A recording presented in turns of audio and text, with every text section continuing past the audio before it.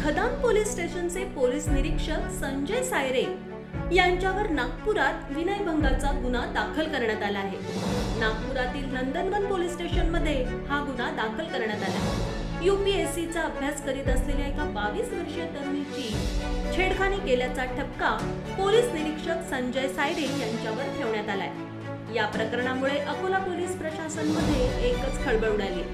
तसेच या प्रकाराने पुन्हा एकदा अकोला पोलिसांवर नामुष्कीची वेळ आली आहे। अकोला शहर पोलिसांना नेमकं झालंय तरी काय असा प्रश्न उपस्थित करण्यामागे कारण ठरतंय ते सतत घडणारे धक्कादायक प्रकार।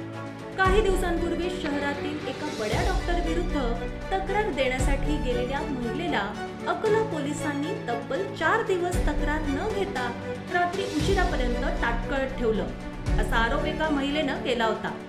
हे प्रकरण ताजं असतानाच अकोला शहरातील एका पोलीस हवालदाराने तक्रार करण्यास आलेल्या एका महिलेला शरीर सुखाची मागणी केल्याचा आणखी एक प्रकार उघडकीस आला होता।